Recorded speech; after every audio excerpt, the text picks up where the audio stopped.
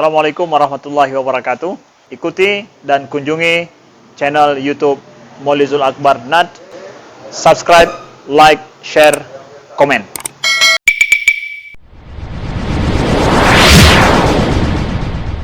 Baik, terima kasih Ustaz Rasmi dan juga pembawa acara kita.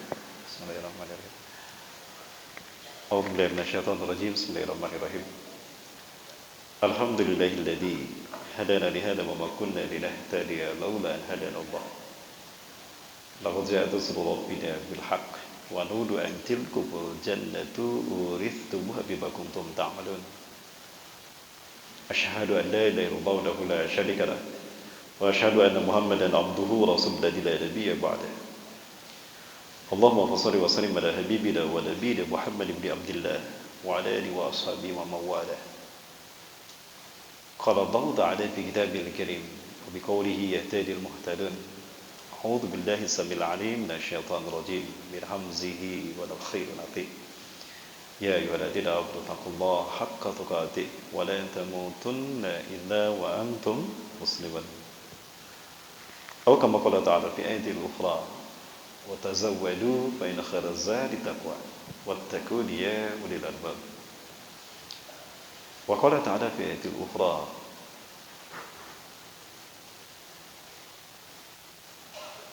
يا أيها الذين آمنوا أطيعوا الله وأطيعوا الرسول وأولي الأمر منكم فإن تنازعتم في شيء فردوا إلى الله ورسوله. الآية. وقال رسول الله صلى الله عليه وسلم وهو الصادق الوعد الأمين بادروا بالأعمال الصالحات فستكون الفتن كقطع الليل المسلم يصبح رجل مؤمنا ويمسي كافرا ويمسي مؤمنا ويصبح كافرا يبيع دينه بأرض من الدنيا المتمسك يومئذ بدينه كالقابض على الجمر. وقال رسول الله صلى الله عليه وسلم في حديث الأخرى لا تزال طائفة من أمتي ظاهرين على الحق لا يضرهم من خذلهم ولا من خالفهم حتى تقوم الساعة. أو كما قال رسول الله صلى الله عليه وسلم في حديثه الأخرى حتى نزل عيسى ابن مريم. الحديث كما قال صدق الله العظيم وصدق رسول الكريم ونحن على ذلك من الشاهدين. إلى حضرة الكرام رئيس لتأمين هذا المسجد مسجد جامع Loksemawe, Alhamdulillah, Wailal Asatid wal Asatidah, Al-Mustaqimina wal Mustaqimat, Lisa li hadha ad-din wa la hadha al-masjid, jami' fi mantikah Loksemawe, atau fi qaryati Loksemawe, Aceh Utara, wa ila az-zu'ama wal ulama wa ma'wadatuk, wa ila الحاضرين والحاضرات المستقيمين والمستقيمات لإقامة الدين في هذا المسجد أحييكم بتحيات الإسلام. السلام عليكم ورحمة الله وبركاته.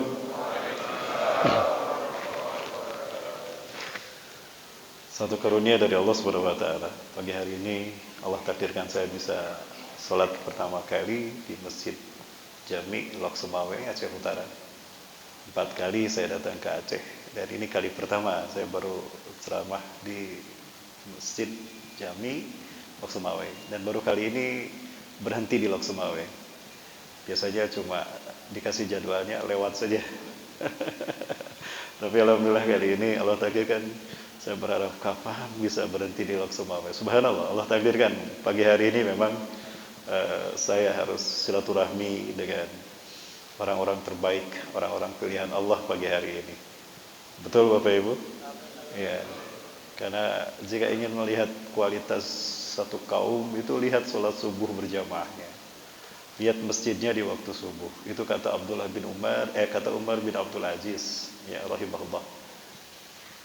Maka saya bersyukur pada Allah Subhanahu wa taala pagi hari ini bisa hadir di kajian ini dan saya ucapkan jazakumullah khairan, terima kasih pada Takmir Masjid Jami Loksemawe yang sudah mempersilakan dan memberikan fasilitas dan waktunya pada kami di sini.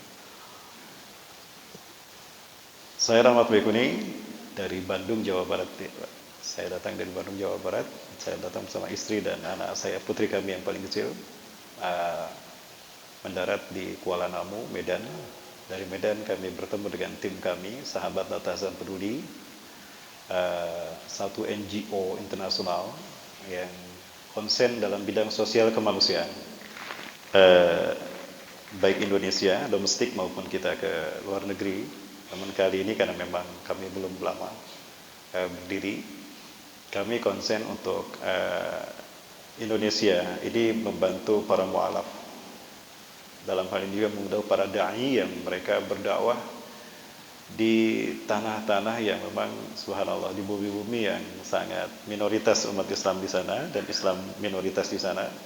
Bahkan ketika dakwah pun para asatid kami berhadapan dengan parang, Pak, dengan pedang. Tidak sedikit dari dai-dai kami yang terluka karena berhadapan dengan mereka yang menentang Islam dari kalangan ateisme, ya, kalangan dinamisme dengan membawa pedang. Subhanallah. Salah satunya tadi di Pulau Buru kita ada melaksanakan program Idul Kurban, ya, memotong hewan kurban di Pulau Buru. Kita kuatkan hati para mu'alaf ini agar mereka istiqomah dengan Islam yang telah mereka anut sebagai fitrah mereka. Dan alhamdulillah setiap kali ada berita satu desa masuk Islam, ya, setiap ada berita yang masuk Islam itu selalu satu desa semuanya. Karena dimulai dari kepala sukunya. Ketika kepala sukunya masuk Islam, maka rakyatnya, umatnya itu ikut masuk Islam juga. Subhanallah. Nah, itulah yang terjadi, kabar gembira yang kami dapatkan. Maka kami coba kuatkan para ustadz di sana. Dengan perjalanan yang sangat susah tadi kita ke sana, memang kita coba bantu dengan biaya hidup mereka dan juga dengan Al-Quran, karena mereka butuh membaca Al-Quran, ya. Ada Iqra kita kirimkan, ada Quran kita kirimkan. Kemudian juga kita konsen juga untuk Palestina, Bapak sekalian. Kenapa harus Palestina? Palestina adalah bumi yang Allah perlihatkan kepada ibunda Nabi kita tercinta Rasulullah SAW, kepada ibundanya Siti Aminah ketika Rasulullah SAW akan dilahirkan. Beliau mengatakan, hinama akhrajtu Muhammadan min farji, kharajat min farji nur, tusawiru ilayya kaifa jimali biladish Syam. Ketika aku akan melahirkan putraku Muhammad, sebelum aku mengeluarkannya, keluar dulu cahaya dari kemaluanku, lalu cahaya itu memperlihatkan padaku bagaimana keindahan bumi Syam, Palestina. Kemudian Rasulullah SAW sendiri ketika beliau diutus, banyak menyampaikan tentang keutamaan bumi Syam. Bahkan suatu saat Rasulullah SAW mengatakan, satakunu jundun fil Iraq, wa satakunu jundun fi Syam, wa satakunu jundun fi Yaman. Akan ada mobilisasi pasukan perang di Irak, di Syam, dan di Yaman. Para sahabat bertanya, ya Rasulullah, idza wajadna dzalika bi ayyi jundin najtami, ikhtar lana ya Rasulullah. Wahai Rasulullah SAW, jika kami bertemu dan mengalami peristiwa itu, ada mobilisasi pasukan perang di Irak, di Syam, dan di Yaman, dengan pasukan mana kami harus bergabung? Tolong pilihkan untuk kami. Maka apa kata Rasulullah SAW? Fa'alaikum bisyam. Maka bergabunglah kalian dengan pasukan Syam. Ya. Fa innal malaikata basitatun ajnihatiha 'alaiha. Karena para malaikat menaungkan sayapnya untuk bumi Syam, merahmati dan menaungi bumi Syam dengan rahmat Allah. Yang manakah bumi Syam? Bapak Ibu, kalau kita melihat peta dunia, Syam berada di tengah-tengah. Ya, Syam diambil dari nama putra Nabi Nuh alaihissalam. Nabi Nuh kita tahu adalah Nabi dan Rasulullah yang pertama. Beliau bukan Nabi yang pertama, tapi beliau Rasul yang pertama. Kenapa Nabi Nuh dikatakan Rasul yang pertama? Nabi Adam bukan Rasul, Nabi Idris bukan Rasul, ya Nabi Syed pun bukan Rasul. Kenapa mereka bukan Rasul? Karena di zaman Nabi Adam sampai Nabi Idris, manusia masih menyembah Allah, belum menyembah selain Allah. Semuanya umat manusia masih bertauhid, belum ada penyimpangan tauhid. Manusia menyimpang dari tauhid di zaman Nabi Nuh alaihissalam. Ya, di zaman Nabi Nuh, ini saya peta peradaban, saya coba singkatkan dari beberapa kitab yang kami baca. Pertama Al-Bidayah wa Nihayah, karya Imam Al-Hafiz Ibnu Katsir rahimahullah, atau juga di dalam kitab Atlas Tarikhil Anbiya wal Mursalin, karya Syekh Sami bin Abdullah al-Maghluf hafizahullah, atau juga dalam kitab Qisasul Anbiya, juga disusun oleh Al-Hafiz Imam Ibnu Katsir rahimahullah. Ya. Nah, Nabi Nuh diutus pada usia 480 tahun. Beliau dakwah 120 tahun, hanya sedikit yang beriman. Termasuk istrinya sendiri tidak beriman. Kan'an tidak beriman. Ada 5 putra laki-laki yang dimiliki oleh Nabi Nuh alaihissalam dari istri pertamanya ini. Yang pertama Abir. Abir mati, ya, meninggal sebelum terjadi banjir bah. Nah, saya tidak tahu apakah Abir ini termasuk yang beriman atau tidak bersama ibunya. Ibunya tidak beriman. Istri dari Nabi Nuh ini. Ya, istri yang pertama. Ya, Bapak di rumah punya berapa istri? 1 ya. Oh, kalau begitu bukan istri, Mbak. Itu iswan, Mbak. Kalau baru 1 iswan, 2 istu, 3 baru istri. Betul, Mbak? Oh, salah tanya saya. Betul, Bu? Oh iya, ada. Betul kata Ibu. Kalau baru 1 iswan, Bu. Kalau 2 istu, 3 baru istri, Bu ya. Betul, Bu? Jadi ini belum punya istri semua ini. Baru iswan. Sama saya juga, Pak. Saya bicara gini karena istri saya gak ikut. Nah, kemudian 120 tahun Nabi Nuh dakwah, hanya sedikit yang beriman. Padahal beliau dakwah siang malam, sembunyi-sembunyi terang-terangan, dicampur semuanya. Hanya sedikit yang beriman. Di usia beliau 600 tahun lah terjadi banjir bah. Kurang lebih di tahun 3650 sebelum Masehi. Banjir itu surut. Hanya manusia yang selamat hanya yang ada di perahu Nabi Nuh alaihissalam. Maka kemudian di bulan Muharram inilah Nabi Nuh selamat mendarat di Bukit Juhdi atau Bukit Jud di Turki Utara. Nah, peradaban manusia dimulai kembali di muka bumi. Yang selamat di muka bumi ini cuma ada yang dalam perahu Nabi Nuh. Kanaan tidak beriman, maka tidak ada keturunan dari Kanaan. Yang tersisa dari putra Nabi Nuh hanya 3. Yang pertama Yafith. Yafith mengembara ke atas melahirkan Eropa sampai ke Georgia, Balkan, Rusia. Nah, Syam berikutnya turun sedikit dari Turki ke bawah, melahirkan Syam yang sekarang pecah menjadi 4 negara. Melalui perjanjian Sykes-Picot tahun 1916, Inggris, Prancis, kemudian Rusia ingin memecah belah Syam dibagi 3. Ini di momen kehancuran Khilafah Turki Utsmani. Namun Rusia mundur karena terjadi revolusi Bolshevik, sehingga yang maju hanya 2, Inggris dan Prancis. Dibagi 4 tuh, Syam. Palestina, Jordan diberikan pada Inggris, Suriah, Libanon diberikan pada Prancis. Sejak saat itulah bumi Syam berdarah-darah. Pembantaian terjadi pertama kali, yang mengerikan itu adalah di Sabra dan Shatila. 3 hari pembantaian terjadi, 3.600 umat Islam di Syam ini meregang nyawa. 1 hari berarti 1.200 manusia melayang. Umat Islam. Itu umat Islam. Begitulah jahatnya Barat terhadap umat Islam. Disitulah terjadi pertama kali imperialisme dan kolonialisme di muka bumi. Penjajahan di muka bumi. Yang dijajah umat Islam. Penjajahnya mereka, Barat. Karena mereka tidak mau dunia ini dipegang oleh umat Islam. Bapak Ibu, kita ingat, kita kuatkan ingatan kita camkan baik-baik bahwa umat Islam memimpin dunia 1315 tahun, 13 abad Bapak Ibu. Dimulai dari Rasulullah SAW 610 Masehi sampai Turki Utsmani 1924. 3 periode itu ada dalam pimpinan umat Islam dunia. Dunia dipegang oleh umat Islam. Mulai dari periode nubuah, periode khilafah ala minhajin nubuah, dan periode mulkan adhan. Ya. Periode nubuah dari Rasulullah selama 23 tahun, 610 Masehi sampai 633 Masehi. Periode khilafah ala minhajin nubuah yang kedua oleh Khulafaur Rasyidin Al-Mahdiin dari 633 sampai 661.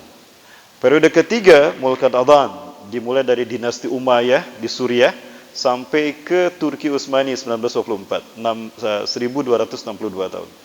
Jadi umat Islam memimpin dunia 1315 tahun kurang lebih. Tidak ada pembantaian, tidak ada genosid, tidak ada perang dunia. Dunia aman sejahtera. 13 abad umat Islam memimpin dunia. Lalu Barat memimpin dunia setelah hancurnya Turki Utsmani. Ya, umat Islam dipecah belah seperti kue lapis dengan strategi divide et impera, dipecah belah lalu mereka kuasai. Ya, kita dibagi-bagi kepada negara Eropa. Ya, Mesir diberikan pada Inggris, Afrika Prancis, Aljazair Prancis, Pakistan Inggris, Malaysia Inggris, giliran Indonesia Belanda. Coba kita dijajah Inggris, pinter bahasa Inggris kita. Betul Pak? Betul Bu? Karena kita dijajah Belanda, bahasa Inggris kita Araringgis, bahasa Belanda kita Tiba Baradung. Ngerti Pak? Itu bahasa Bandung Pak. Ya. Bapak Ibu, maka nasib umat Islam sampai hari ini selalu menjadi objek kezoliman bangsa Barat. Bapak Ibu. Tidak terkecuali hari ini. Semua umat Islam seluruh dunia. Bahkan kita ada pada fitnah Duhaima sekarang. Fitnah yang terburuk dari 3 fitnah yang Rasulullah SAW sebutkan.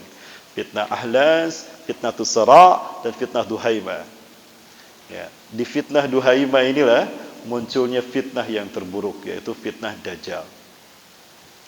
Dajjal akan muncul nanti apabila dunia ini kering 3 tahun berturut-turut. Hadis dari Abi Umamah radhiyallahu an. Abi Umamah ini adalah pemimpin Ansar. Itu mengatakan, "Inna qabla khuruji Dajjal 3 sanawat syidad." Sesungguhnya sebelum kemunculan Dajjal ada 3 tahun tersulit bagi manusia hidup di muka bumi.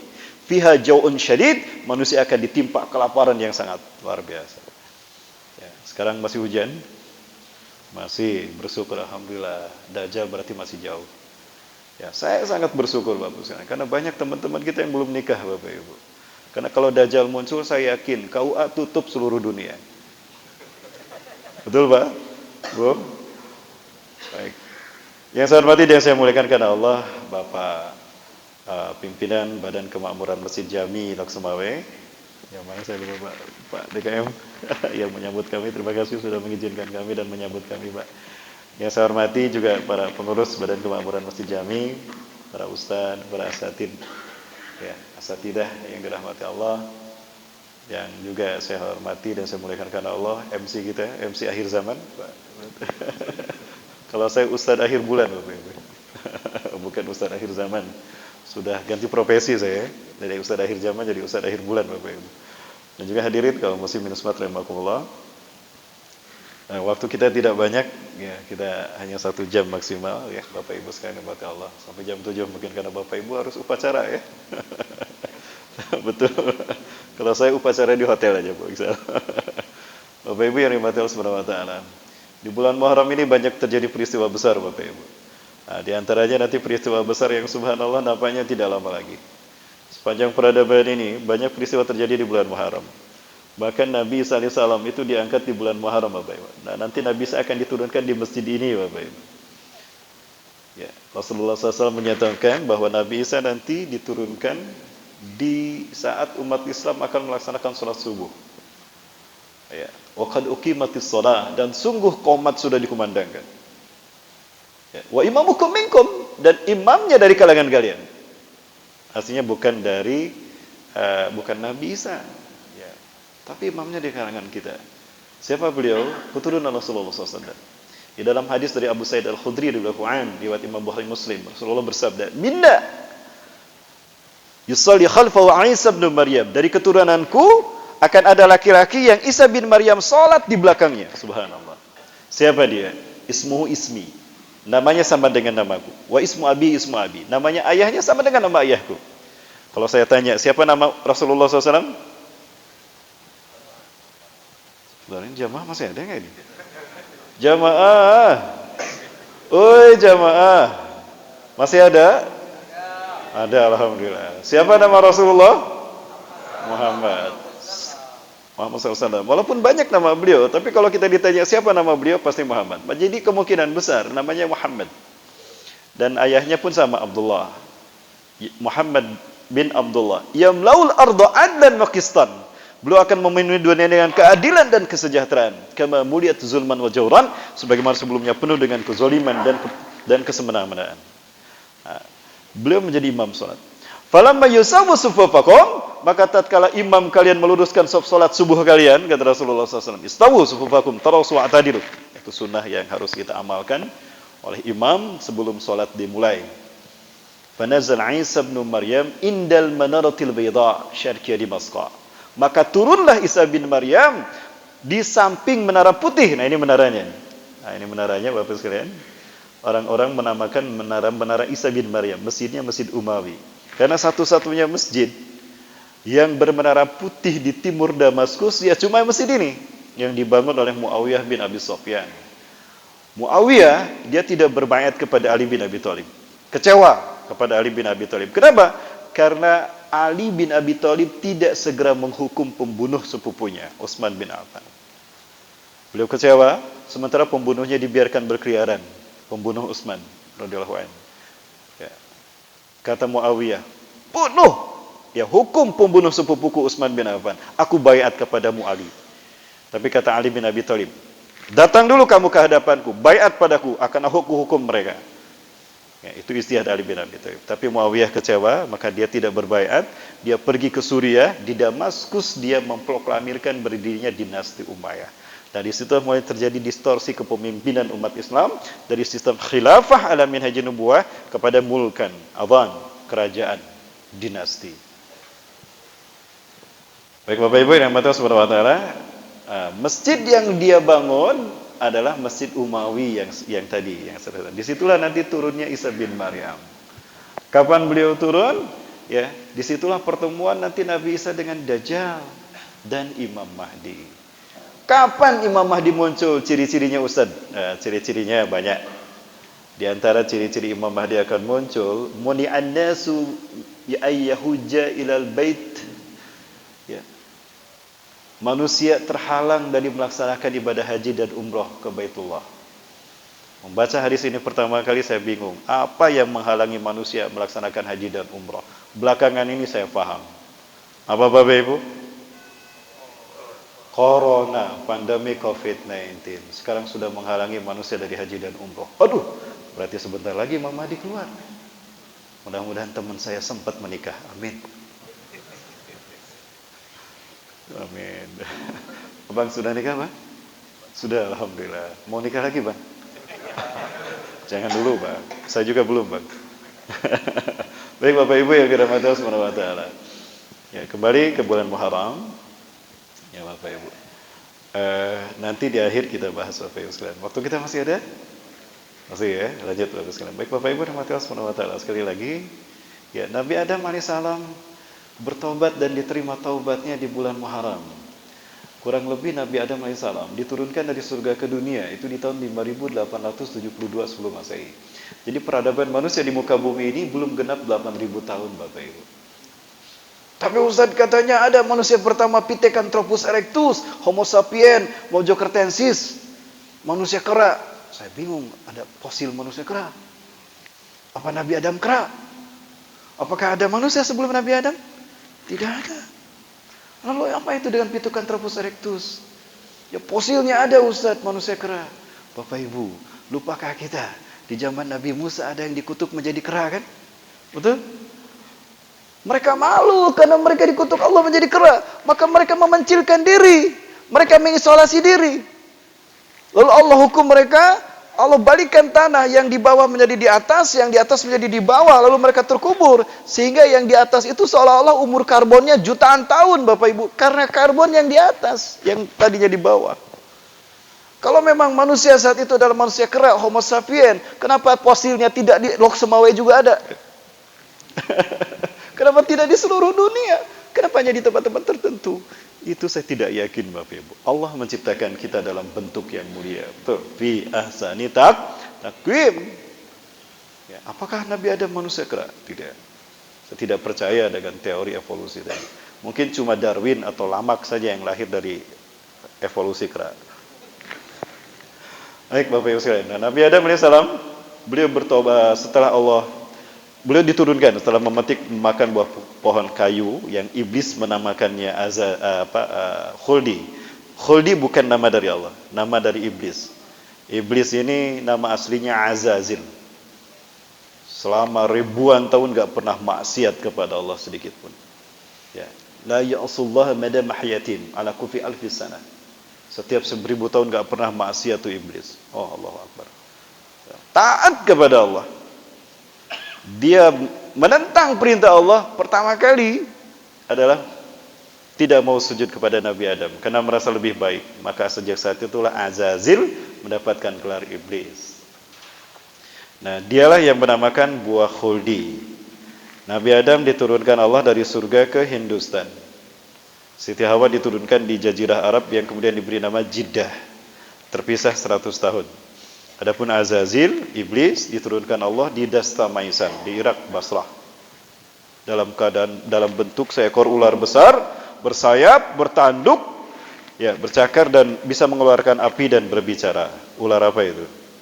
Ular naga. Dari situ sejarah naga ada pertama kali. Gonjang ganjing dunia hanya gara-gara satu ekor naga. Indonesia 9 naganya. Keceletot saya, Pak. Mohon maaf, Pak. Nah, kemudian di bulan Muharram ini pula Nabi Nuh alaihissalam selamat dan kaumnya mendarat di Bukit Judi. Satu lagi putra Nabi Nuh, kalau tadi Yafish ke atas, Sam ke bawah, Ham ke bawah lagi. Kalau Ham lebih bawah lagi, melahirkan Mesir dan Afrika. Ya, melahirkan Mesir dan Afrika. Lah kita keturunan siapa? Ya, kita keturunan siapa, Pak, Bu? Ya, Homo sapien? Bukan. Campuran kayaknya antara keturunan Yafis, Syam dan Ham. Ya, karena kita Bhinneka Tunggal Ika, Bapak Ibu ya. Nah, ada yang menceritakan, saya pernah menemukan satu riwayat. Namun riwayat ini Israiliyat, artinya datang dari Bani Israel, bahwa kita ini keturunan dari istri ketiga Nabi Ibrahim alaihissalam. Ya, Kuntura binti Yuktan al-Kan'aniyah, itulah yang menghancurkan bangsa Asia. Kuntura itu bahasa nama aslinya adalah Siti Kentura, datang dari Jawa. Kalau begitu Ustadz, Islam sudah terkenal dari zaman Nabi Ibrahim berdasarkan teori itu. Ada juga teori lain, Islam datang ke Indonesia di zaman Nabi Musa alaihissalam diutus. Jauh bahkan sebelum Nabi Musa diutus, Indonesia sudah terkenal di dunia. Ya, sudah terkenal di dunia, betul? Di zaman siapa Bapak sekalian? Di zaman Nabi Musa sebelum diutus, Bapak Ibu. Firaun, semoga Allah melaknatnya, dia adalah orang pinter luar biasa, cerdas, berkuasa. Dia kalau sekarang mungkin profesor doktor, ya, profesor doktor, layak mendapatkan hadiah Nobel. Dialah orang yang berhasil memumikan jasad Firaun. Ini pintu gerbang Museum Firaun di Kairo. Ini mohon maaf, waktu kita kunjungan ke sana, ini terakhir kemarin 2020 Bapak Ibu. Nah, ini pintu gerbang Museum Firaun. Ini ada Ustadz akhir zaman foto di pintu gerbang Museum Firaun. Ini Ustadz akhir zaman. Kalau saya Ustadz akhir bulan Bapak Ibu. Ya. Ini suasana di dalam Museum Firaun. Oh, bukan, ini Sungai Nil ini, mohon maaf Bapak Ibu. Sebentar. Oh, ini suasana di dalam Museum Firaun. Ya, kita bisa silaturahmi ke Firaun Bapak Ibu. Yang mau silaturahmi ke Firaun boleh nanti ikut saya. Ya, mudah-mudahan bisa diizinkan kita terbang kembali. Ya, tapi bukan untuk mendoakan kebaikan, untuk mendoakan keburukan baginya, laknat baginya. Karena dia mengaku Tuhan. Nah, ini suasana kita di dalam Museum Firaun. Suasana museumnya cukup luas, Bapak Ibu. Nah, ini ruangan luarnya, ada beberapa sarkofagus dan juga beberapa jasad yang dimumikan oleh Ramses. Ya. Nah, di sini ada pintu masuk, disitulah sebelah sana terdapatnya jasad Firaun Ramses zaman Nabi Musa alaihissalam. Nah, itu ada tulisan dalam bahasa Arab. Kalau sarkofagus seperti ini berarti laki-laki. Kalau perempuan itu selalu berwarna hitam dan bertopeng. Di dalam museum ruangan si Ramses aja memang ada 2 perempuan yang dimumikan, itu pakai topeng. Jadi wajahnya tidak diperlihatkan, Bapak Ibu. Nah, Bapak Ibu yang namanya subhanahu wa ta'ala, di bulan Muharram inilah juga Allah Azza wa Jalla menyelamatkan Nabi Musa alaihissalam serta menenggelamkan Firaun dengan 200.000 pasukannya, Bapak Ibu. Ya. Inilah dia Ramses. Firaun, semoga Allah melaknatnya. Sampai sekarang seperti ini. Nah, ini seperti ini aslinya Bapak Ibu. Allah. Kenapa ini? Kenapa Bapak Ibu? Sebentar, ada error ya. Ya maaf. Ini kita tutup saja. Nah, Bapak Ibu, di bulan Muharram inilah Allah menyelamatkan Nabi Musa alaihissalam dan juga Bani Israel yang berjumlah 70.000 orang dari dari kejaran Firaun. Dan ini detik-detik terjadinya mukjizat kekuasaan Allah di mana Allah tenggelamkan Firaun. Dia bersiasat, Bapak Ibu. Bersiasat memberikan izin, mengizinkan Nabi Musa dan 70.000 Bani Israel keluar dari Mesir.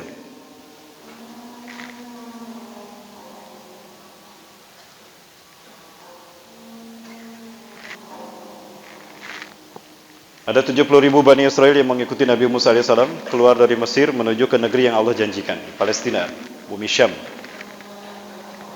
Dan selalu Allah munculkan ini Haman pendampingnya Firaun.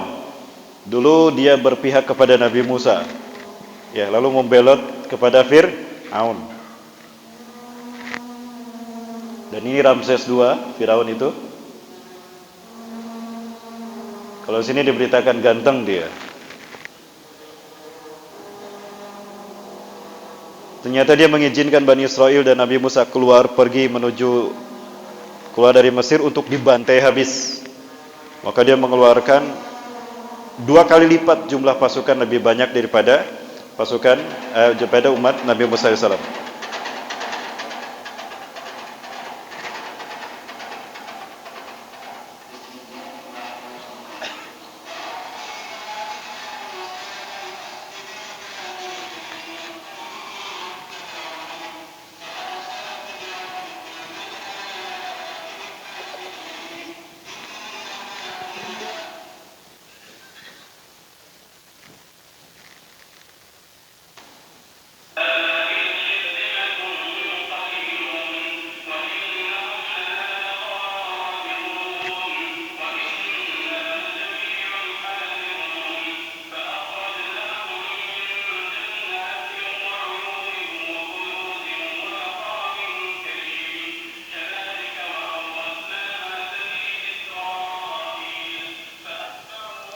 Selalu ada cara Allah menjauhkan Firaun dan bala tentaranya dari Nabi Musa dan Bani Israel. Ada badai air, ada badai pasir, ada badai api. Jadi Firaun nggak pernah bisa mendekat kepada Bani Israel dan Nabi Musa AS dan Nabi Harun. Termasuk ada Samiri di dalamnya. Ada Samiri di tengah-tengah mereka, mengikuti Nabi Musa dan Nabi Harun. Dan Nabi Musa dan Nabi Harun tidak tahu kalau di dalamnya ada Samiri, seseorang yang Allah serupakan wajahnya menjadi Isa bin Maryam. Surat An-Nisa ayat 157, ya.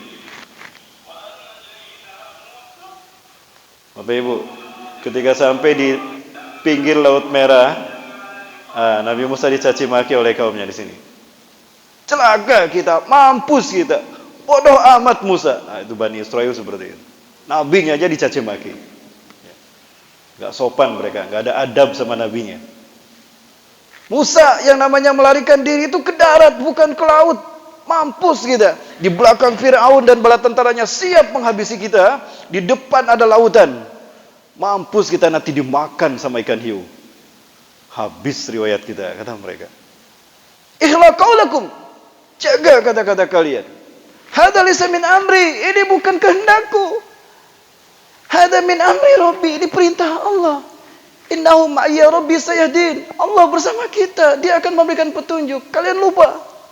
Kita keluar dari Mesir, kepanasan, awan datang menaungi kita. Siapa itu? Allah yang menaungi kita. Kalian lapar dan haus, Allah beri mana dan salwa. Allah bersama kita. Sekarang pun dia masih bersama kita. Maka Nabi Musa kemudian mengangkat kedua tangannya. Kalau Nabi Musa berdoa, disitulah turun perintah Allah, ya Musa idrib bi asaqal bahar, pukulkan tongkatmu ke lautan itu. Maka subhanallah, terjadilah mukjizat luar biasa.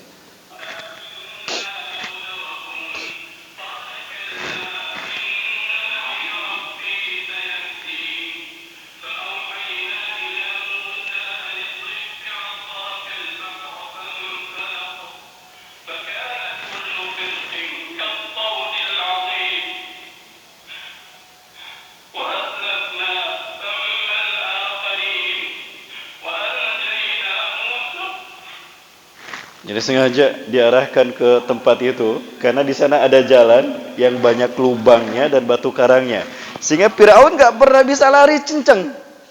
Lari sedikit, kebrus masuk lubang. Lari sedikit, tersangkut ke batu karang. Jadi selalu tidak pernah sampai.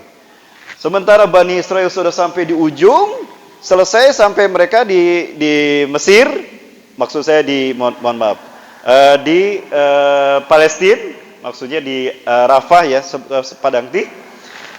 Ya, sementara di Sinai maksud saya, sementara Firaun masih di tengah-tengah. Maka Allah tenggelamkanlah mereka.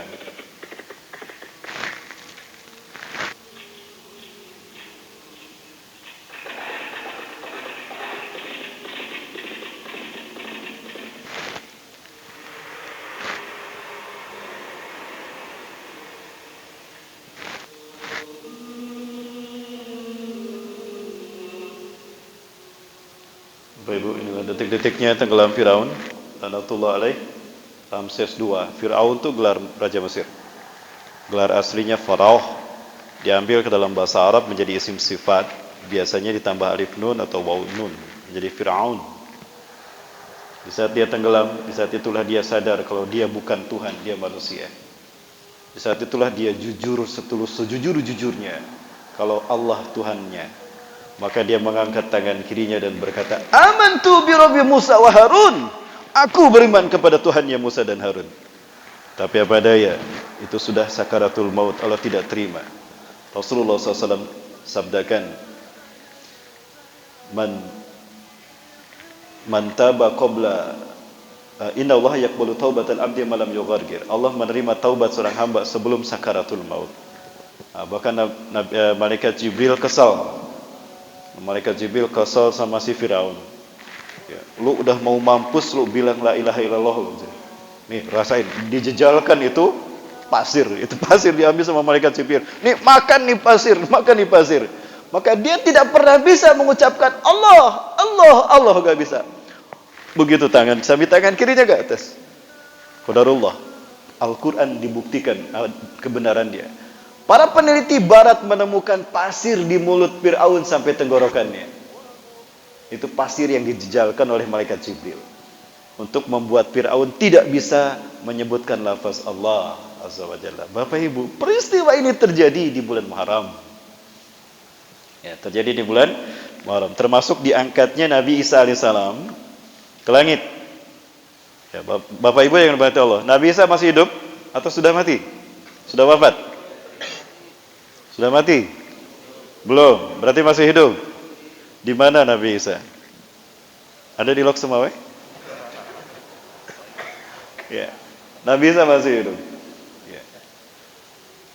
Lalu di mana Nabi Isa alaihissalam? Bapak Ibu yang dirahmati Allah, Quran surat Al-Imran ayat 55. A'udzubillahi minasyaitonirrajim. إذ قال الله يا عيسى ابن مريم إني متوفيك ورافعك إلي ومطهرك من الذين كفروا وجاعل الذين اتبعوك فوق الذين كفروا إلى يوم القيامة ثم إلي مرجعكم فأنبئكم بما كنتم تختلفون. Dan ingatlah ketika Allah berfirman, Hai Isa bin Maryam, sesungguhnya aku akan mewafatkan engkau dan aku akan mengangkatmu ke sisiku. Dan aku akan membersihkan namamu dari orang-orang kafir dan aku akan menjadikan orang-orang yang mengikutimu lebih mulia daripada orang-orang kafir sampai hari kiamat. Kemudian kepadakulah kalian kembali dan akan aku beritakan atas apa yang kalian perselisihkan. Jadi Nabi Isa diwafatkan dulu, lalu diangkat ke sisi Allah. Bapak Ibu, wafat itu bukan berarti mati saja. Karena wafat itu terkategori kata mushtarakah dalam bahasa Arab. Ada mushtarakah, ada mutaradifah. Mushtarakah, satu kata banyak arti. Wafat itu mushtarakah. Bukan hanya mati saja, tapi wafat itu juga berarti tidur. Karena tidur dan mati adik kakak, Pak. Tidur sama mati adik kakak.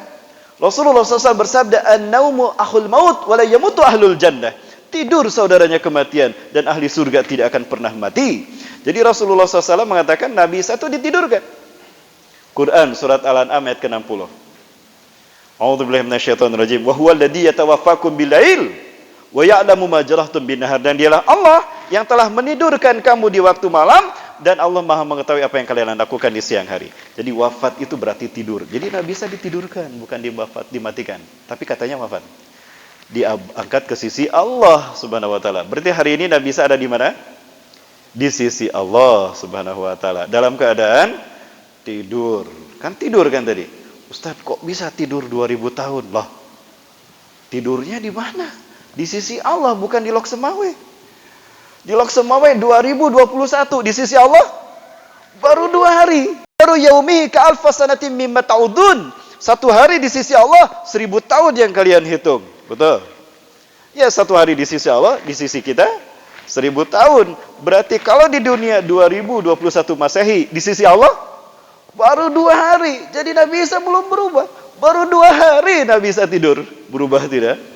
Tidak. Makanya Nabi Isa ketika turun, beliau masih seperti dulu. Di mana Nabi Isa naik dan di mana Nabi Isa turun? Bapak Ibu sekalian, Nabi Isa dinaikkan di Ariha. Ya. Ariha ini Bapak Ibu di Palestina. Saya yakin Bapak Ibu sekalian, Nabi Isa dilahirkan bukan di Bethlehem, tapi di Ariha, Bapak Ibu.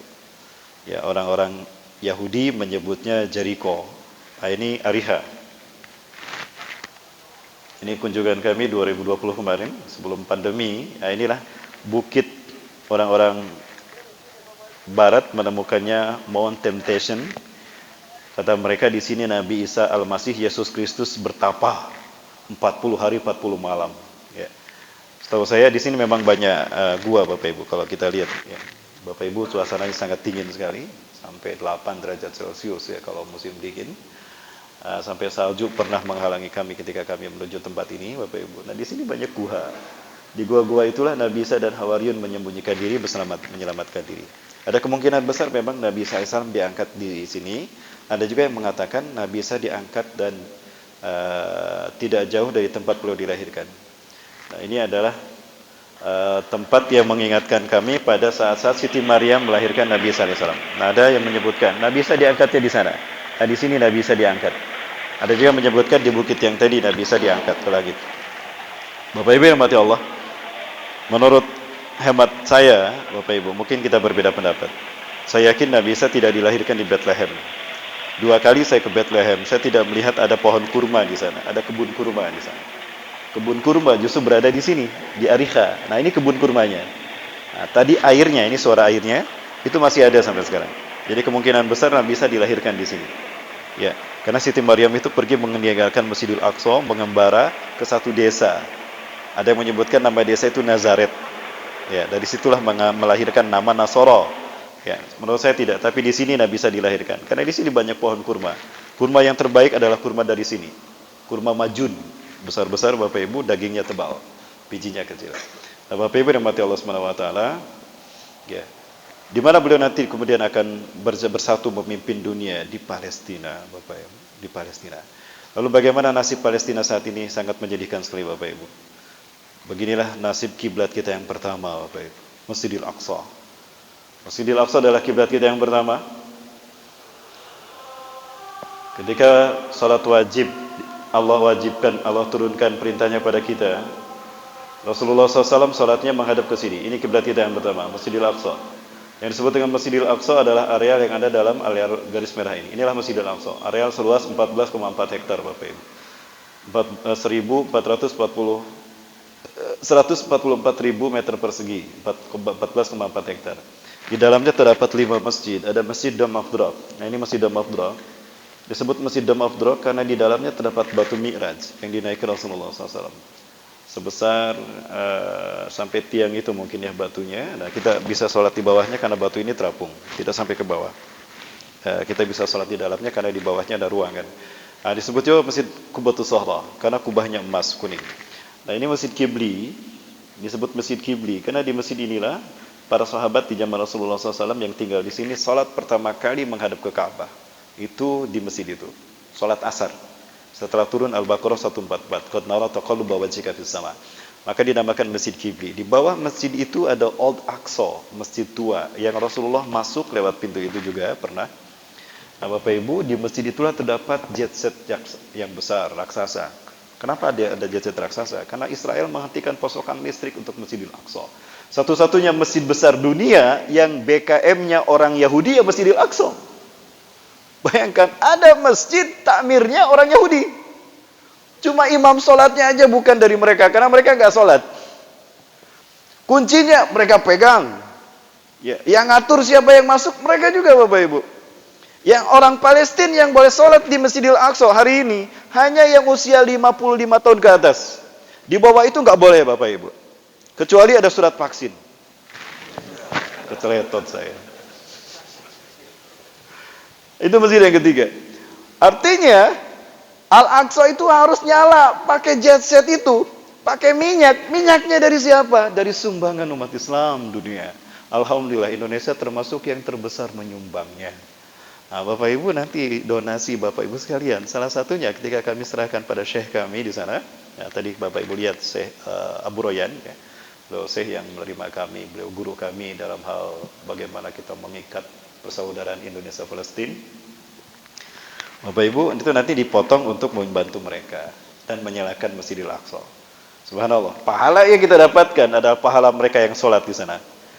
Kepada Siti Maimunah Rasulullah mengatakan, ya, ziarahilah Masjidil Aqsa, sholat di sana. Jika kalian tidak bisa, sedekahkan hartamu, hadiahkan hartamu untuk Al-Aqsa, maka sama dengan pahala sholat di sana. 1000 kali lebih baik daripada sholat kita di sini. Yang sholat di sana ribuan Bapak Ibu. Setiap hari kita lihat banyak orang yang datang dari sana. Dari Eropa pun ada, dari Inggris, dari Turki, dari Swiss, ya, banyak yang sholat dari sana. Ya, dan alhamdulillah Indonesia tidak pernah absen sholat di Masjidil Aqsa, dan Indonesia paling banyak. Bapak Ibu yang rahmati subhanahu wa ta'ala, saya menolak melupakan sejarah Bapak Ibu. Ya, ketika Indonesia akan merdeka, jangan lupa Bapak Ibu, ada 2 orang Palestina yang sangat berjasa. Palestina sangat berjasa terhadap kemerdekaan NKRI. Mereka begitu besar cintanya kepada NKRI. Ya, sangat besar sekali. Ini ada 2 hamba Allah yang berjasa besar terhadap kemerdekaan NKRI. Bukankah bangsa yang besar adalah bangsa yang tidak pernah melupakan sejarahnya? Betul? Ya. Saya menolak melupakan sejarah yang hampir dibungkam dari anak bangsa ini. Ada 2 orang Palestina, mereka orang mulia. Allah muliakan mereka. Salah satunya adalah keturunan Rasulullah SAW. Sayyid Muhammad Amin Al-Husaini. Beliau keturunan Rasulullah SAW. Beliau imam Masjidil Aqsa. Beliau orang yang mengingatkan Eropa, mengingatkan dunia, Indonesia sudah merdeka, Indonesia wajib merdeka. Tahun 1944. Beliau mengingatkan masyarakat Timur Tengah dan Palestina khususnya, bantulah dengan harta kalian kemerdekaan Indonesia. Maka orang Palestina mereka mengeluarkan hartanya untuk membantu kemerdekaan kita. Bapak Ibu, yang kedua di samping beliau adalah Syekh Muhammad Ali Al-Tahir. Syekh Muhammad Ali Tahir ini, beliau orang terkaya Palestina. Beliau kosongkan uangnya di bank, beliau ambil, beliau berikan kepada Indonesia untuk membantu membiayai kemerdekaan NKRI. Pernah dengar sejarah ini? Ini adalah sejarah sesungguhnya yang dibungkam oleh mereka yang berkuasa. Karena sejarah dibuat oleh mereka yang berkuasa demi melanggengkan kekuasaan mereka. Betul? Yang jawab sedikit. Yang lain takut. Karena masih kerja. Nah ini, Syekh Ali Tahir. Ya, Syekh Ali Tahir bersama Sayyid Muhammad Amin Al-Husaini mendampingi Kiai Haji Dr. Agus Salim. Ya, ini petinggi-petinggi Indonesia, bahkan Pak Muhammad Hatta pun datang ke sana, ya, bertemu dengan mereka. Bapak Ibu, inilah momen di mana Palestina adalah negara pertama yang mengakui kemerdekaan NKRI. Begitu naskah teks proklamasi selesai, dibacakan, Palestina adalah negara yang pertama mengucapkan selamat dan mengakui kemerdekaan kita. Kita punya hutang kemerdekaan Bapak Ibu. Mereka mengumpulkan harta mereka untuk membantu kita, kemerdekaan kita. Pertanyaannya sekarang, Palestina masih dijajah sekarang sebetulnya. Kita punya hutang kemerdekaan. Siap kita membantu Palestina? Siap kita memerdekakan Palestina? Siap kita merebut Al-Aqsa, kiblat kita yang pertama, bumi para nabi dan rasul dari Yahudi? Allahu Akbar. Kenapa harus Palestina Bapak Ibu? Dan kenapa Palestina begitu mencintai kita Bapak Ibu sekalian? Betapapun mereka dibantai habis Bapak Ibu, mereka rela tubuh mereka disiksa, dicabik-cabik oleh Yahudi. Mereka bisa saja keluar dari Palestina menyelamatkan diri Bapak Ibu. Bisa saja. Tapi lalu siapa yang menjaga bumi para nabi dan rasul Bapak Ibu sekalian? Ya. Mereka menunggu kehadiran kita. Kenapa? Karena mereka yakin yang akan memerdekakan mereka diantaranya adalah Indonesia Bapak Ibu. Saya menolak lupa Bapak Ibu sekalian. Nah, ada hadis yang membuat kami bangga menjadi Muslim Indonesia. Saya katakan hadis ini tidak mengatakan Indonesia. Tidak. Bapak Ibu kita lihat hadisnya. Ini saya temukan dalam Sahih Muslim sanad Syekh An-Nawawi, ya, rahimahullah. Anna Thauban, bahwa Thauban hadasahu cerita, annahu sami'a Rasulullah SAW yaqul, Thauban mendengar Rasulullah bersabda, "Inna Rabbi zawaliyal ard." Sesungguhnya Allah melipatkan bumi ini untukku. Bumi yang tadinya bulat dibikin datar, hatta ra'aitu masyariqah wa maghriba, sehingga aku melihat kekayaannya terbentang dari timur hingga ke barat dunia. Wa atani al-kanzain, dan Allah memberikan padaku dua pusaka, al-ahmar wal abyad, pusaka merah dan pusaka putih. Rasulullah SAW menyebutkan merah putih dalam hadis ini. Setelah Rasulullah SAW menyebutkan pusaka merah putih, wa anna ummati sayablughu mulkuha ma zawaliya minha, umatku akan kembali menguasai timur hingga ke barat dunia dengan pusaka merah putih itu. Pertanyaannya, apakah arti merah putih itu? Banyak pendapat para ulama. Ini dosen kami, Syekh Ali Yaqub Al-Abbasi, kami salat di Masjid Kibli, ya, salat subuh kami bertemu di sini. Ini beliau ketua Bita Ulama Palestina, ketua MUI Palestina. Dan ini Dr. Yusuf Abu Sunaina, satu dari 4 imam besar Masjidil Aqsa. Salat asar kamu audiensi dengan beliau. Dan ini Dr. Yusuf Abu Sunaina, beliau mengimami kami salat tarawih di Jogokarian 2016. Bapak Ibu yang mati Allah SWT, pada mereka kami tanyakan, ma ra'ayukum ya Syekh? Ahunaka mu'alaqah baina hadal hadis fi biladina Indonesia. Apakah ada kaitan antara hadis ini dengan kami Indonesia? Bendera kami yang merah putih. Mereka sedikit berbeda, tapi intinya sama. Jelas sekali beliau mengatakan pada kami, ala kulli biladin alladina yaqbaluna al-islam madinahum, antum ya Indonesia lamma yahtarkumullah li zadi hadaddin qabla sa'ah.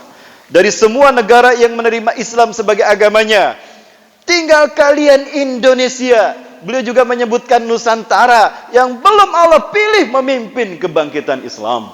Arab sudah di masa Rasulullah dan para sahabat. Afrika sudah di zaman Salahuddin Al-Ayyubi, Mesir pusatnya. Eropa sudah di masa Muhammad Al-Fatih 1453.